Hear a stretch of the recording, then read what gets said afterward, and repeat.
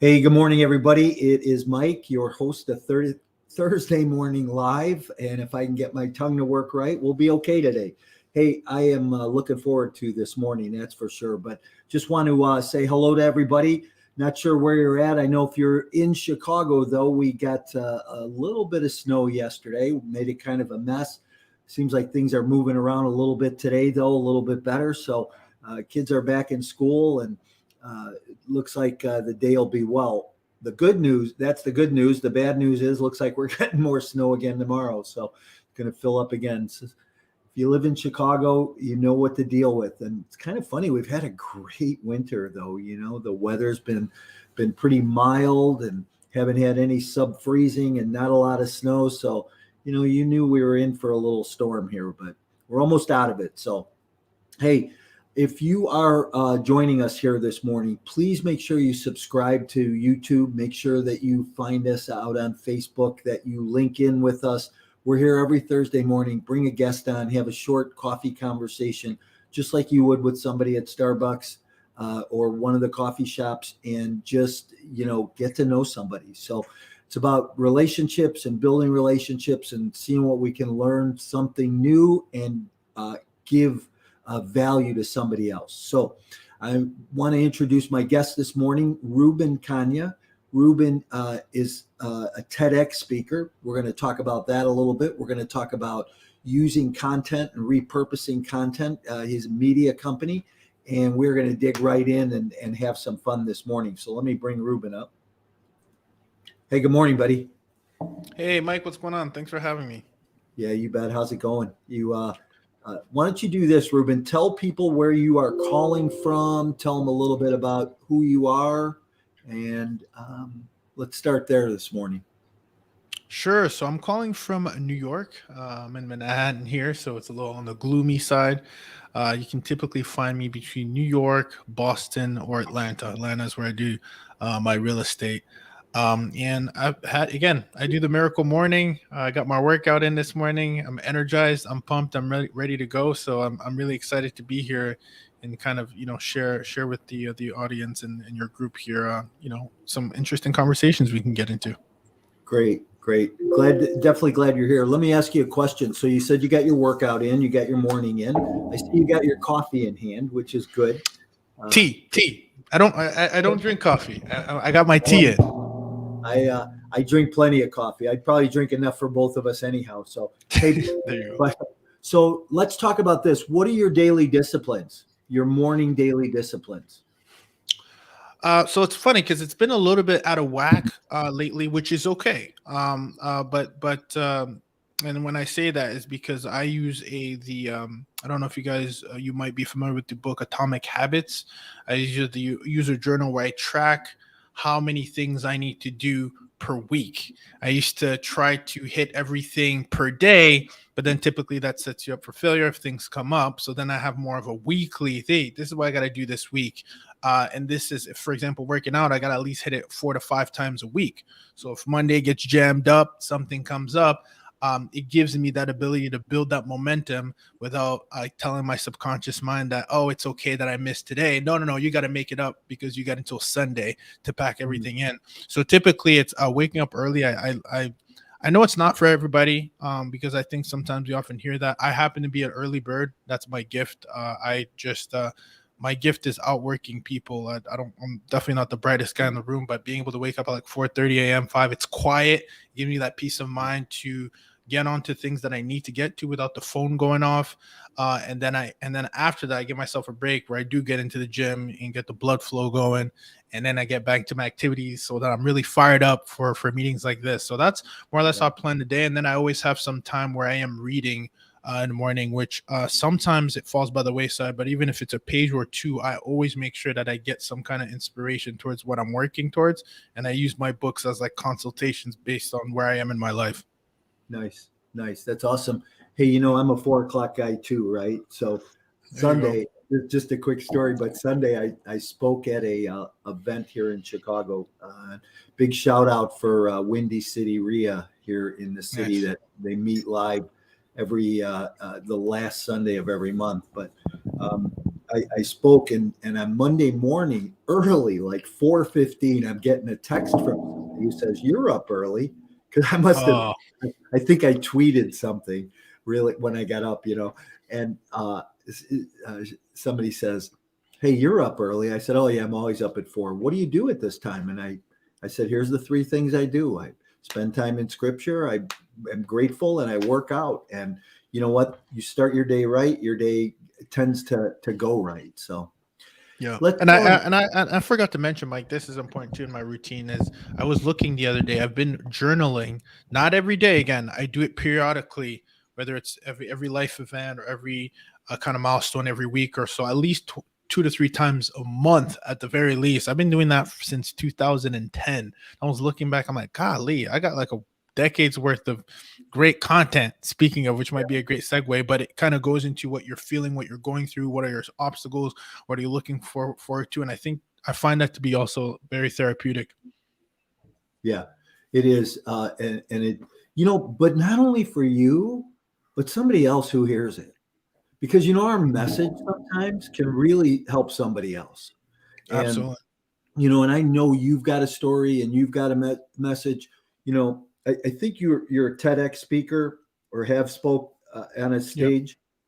Do you want to talk about that a little bit? Let's let people know a little bit more about you and what that's all about. Yeah. So, I mean, my TEDx talk came directly from the heart. And for those of you who are interested in how to get into TEDx talks, actually might be a thing where, definitely it is a kind of a rigorous interview process that you got to go through. You can go to mine. It was my alma mater, where because you guys know there's TED and then there's TEDx, and TEDx are organized by the TED organization, but they have to go through very very strict guidelines of you can't go over 18 minutes. You got to do this. You can't promote your business, right? So for me, I went through a process actually to be a TEDx speaker, and I didn't get it the first year, and which is very in brand with. I don't know if you guys can see that my sign back here, but it's experiment, Yeah. fail, learn, repeat. And so I kind of took note of okay, what I need to do, and they didn't give feedback per se, but I know that the second time around I came with a very well crafted, I guess, a talk that really came from the root of what I believe. My talk was how to get more than 24 hours in a day, which is a true embodiment of what I believe, because the only way to do that is my well-known kind of theme in the conversation is to stop asking how can I and start asking who, right? Who can help me get to that next level? Mike has a lot of experience in real estate and it's syndication and writing a book. Okay, great. Let me tap into your network, right? Let me tap into your experience, your connections. And so that was the premise of the talk. And I think it really resonated with how I build my teams today and how I actually operate within 24 hours. People say, how are you doing so many things? I'm not doing all those things. I'm creating teams and systems that allow me to do all those things. And that's how I live my day. What's interesting though is in the beginning, you probably are doing all those things. So if you're a new entrepreneur, you're starting a new business, you're just getting on that road, you have to do all those things. And here's what I like about what you said, and you said this out of the gate this morning was nobody's going to outwork me. And that's kind of how I feel too sometimes is nobody's going to outwork me. I am going to, 4 o'clock in the morning, twice this week, it's been midnight before I hit the wall. So, it just sometimes you have to do what you have to do. So Yeah, no, I couldn't agree more. Like the way, everything. So it's interesting that what you say, because now that I've grown my agency, I've done everything that has been operated as a standard operating procedure. Like I've gone through it. Yes, we might have enhanced it, but I've gone through the process. Very similar to what I do in real estate. What we do for others is we do for ourselves, right? We do short-term rentals, and as operators, we've gone through it. Like we've gone through messaging guests to now automating some things. So I think that's important Mike, what you're saying is because you need to have the ability to first go through the process to understand so that you don't get burned when you do outsource it, or that you have some level of competence and understanding of how things work before you delegate them. Because sometimes we kind of skip that step. And, we're not saying that you need to know how to do everything, but it's good to have some level of awareness of how things work before you can really outsource them or delegate them or even bring in a partner. So the expectations are met.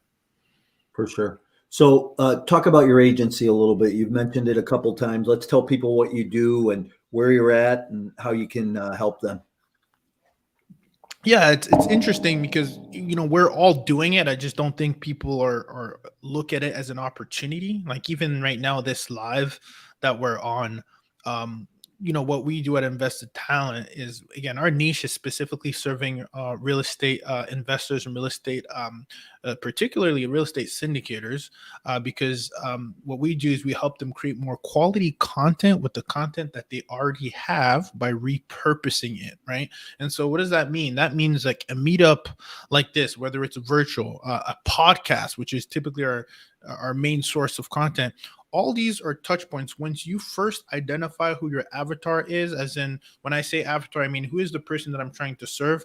Most people make the mistake of trying to serve the masses and everybody, when in fact they should be thinking, I need to serve a guy like Mike. I need to serve a guy like Joe. And what does Mike do? Well, Mike's a guy who understands his core values are working hard. His core values are waking up in the morning early. I've already gathered this data as you're speaking to me. I'm understanding. I see that you have a book back there. Okay, great. You're an avatar that I am going to serve. And when I'm serving and when I'm creating content, when I'm recording an episode, when I'm doing a meetup, I'm speaking to Mike.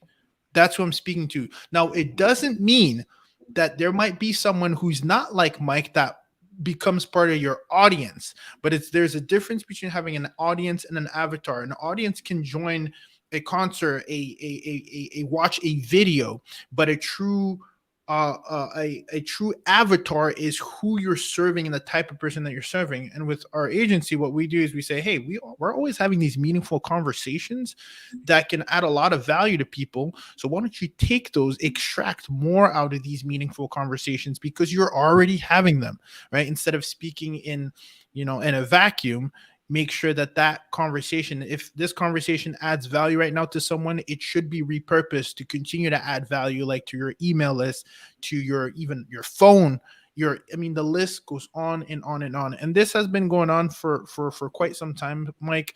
This is what if you see some events, they'll repurpose content, commercials, they repurpose content. This goes on all around us. We just need to have the insight to be able to do it. Yeah. So that's an interesting conversation too in itself, because that's something that I've been talking with my team about lately is, Ruben, in the last year and a half, I've got 100 podcast episodes on 2 shows. Plus I've been on 100. The goal this year is to be on another 200 platforms to tell my story, right? Bringing that hope and inspiration for people. But, repurpose the information. How do we reuse the information? Punch it out, push it out. I met with Dave Meltzer. Do you know who Dave is? And we met, and he was on my show and I was on his show. And one of the questions I said is, hey, what would you do differently today if you were starting all over to grow your business to where it's at? He said, I'd post more. He says, you take your information, you repost it, you repurpose it, you use it over and over again. So second part to that story, yesterday I'm on a Zoom call with somebody. We meet for the first time and he starts talking about Meltzer. I go, oh, I know Meltzer. He goes, oh, him and Meltzer, Dave are really good friends. I said, okay, that's great.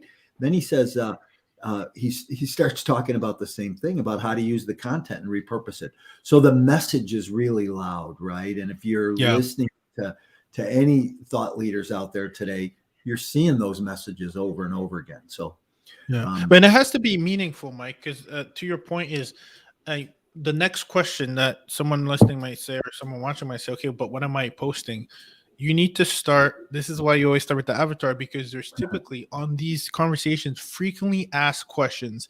And there's one thing that will get people's attention. If you can solve them a problem, save them time, or save them money, or create more money or save them money, right? Those are desires, or even if it's not money, it's how can you help me get to my desired end goal faster or in a shorter amount of period of time. So if the information that you're giving is valuable information to help them get to their end goal and desires or overcome an obstacle, then those meaningful conversations that you're having on one podcast to another is going to echo and always be evergreen content that will solve a problem or a desire that that specific avatar, which there are many in the world, is currently facing. And that is how you actually create or foster a relationship, is by helping someone if with their desire or obstacle that they're dealing with get to that next chapter that they're trying to get to. It's very important because it's not just any content that matters. Valuable content matters. Right. So how do you, is there a way that you look at that and distinguish it? Because my idea of valuable content could be different than yours. So yeah, how do you distinguish the difference? Great question. So it's not, see, this is the thing that we usually do. The mistake we make is like, I think this content is valuable.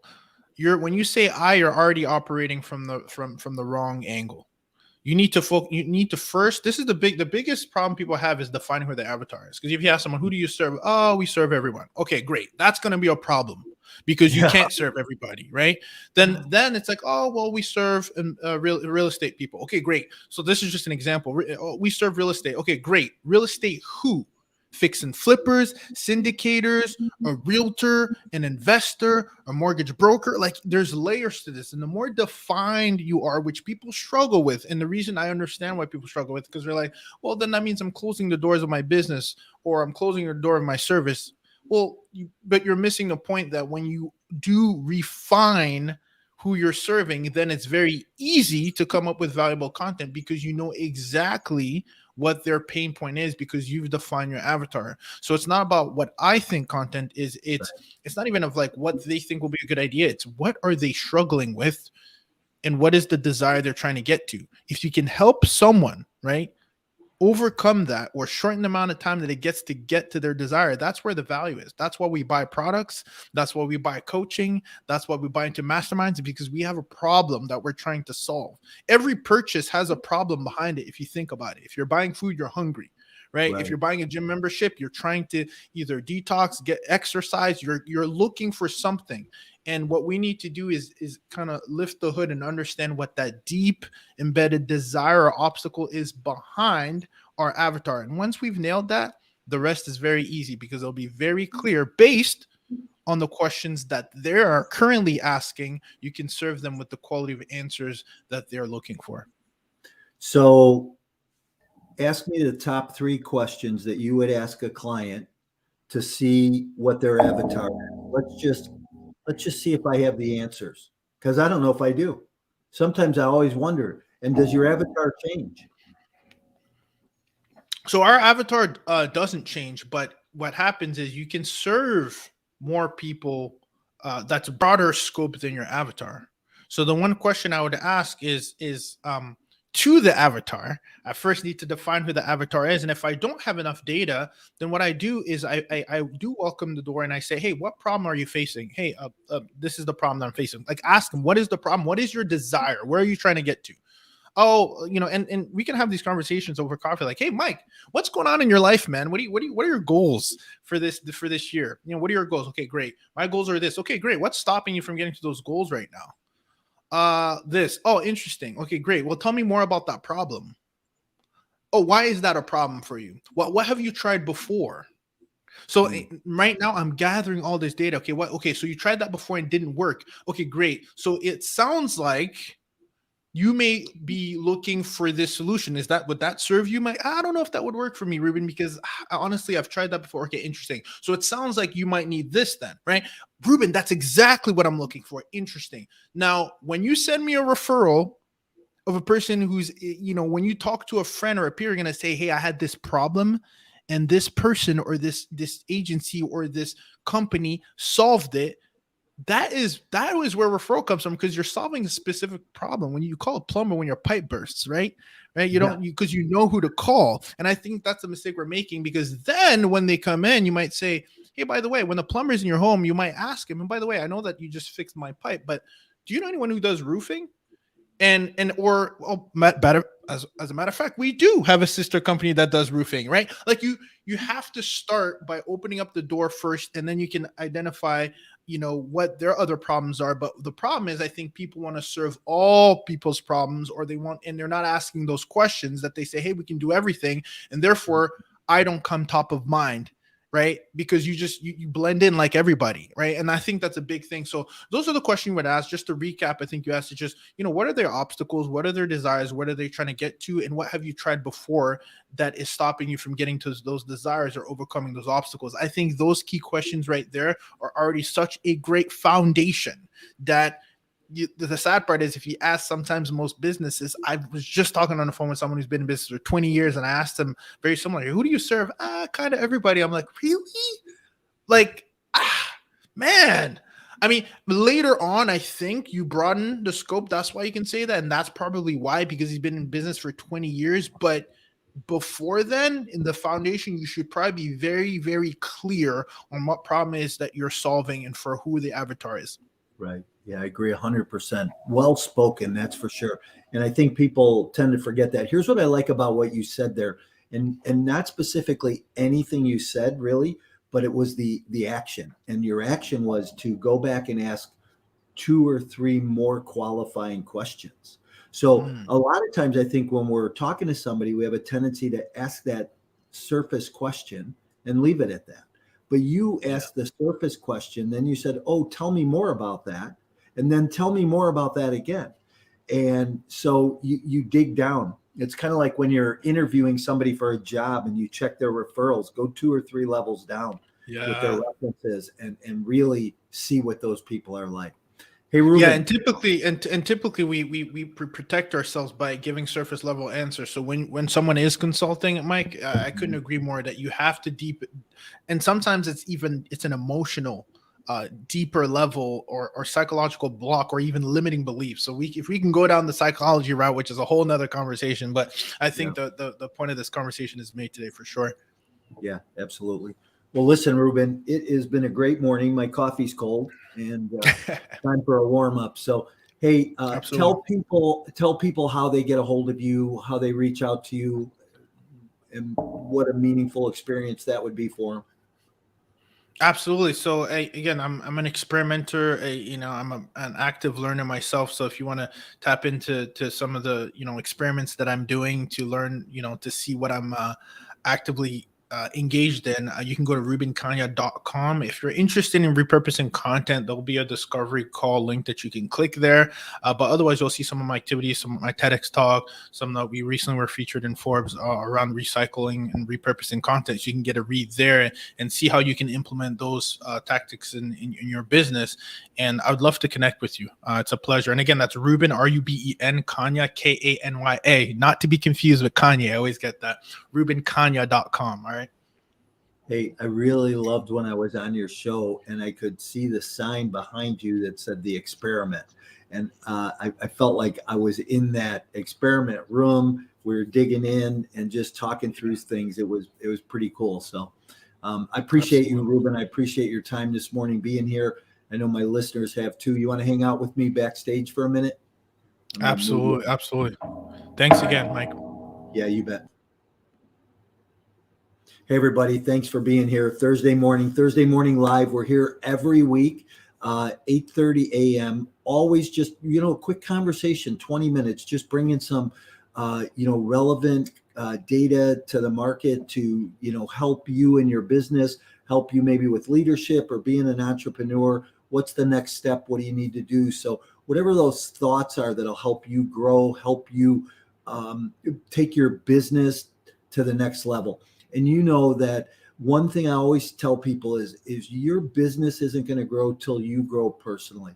So we all have to be stretched, held accountable, grow and push ourselves forward. So I just encourage you to have somebody in your life that does that, whether it's a coach or just a mentor, but somebody who will stretch your mind and hold you accountable to that. Hey, today's show was brought to you by Urban REI Property Management. If you are anywhere in the region of Chicago and you're looking for property management, for a property management solution to help your property operate better, more efficiently, and create revenue, give them a call. Everybody, thanks for being here. If you want to reach out to me in any way, you can reach me at mycoreintentions.com. And I look forward to seeing you all soon.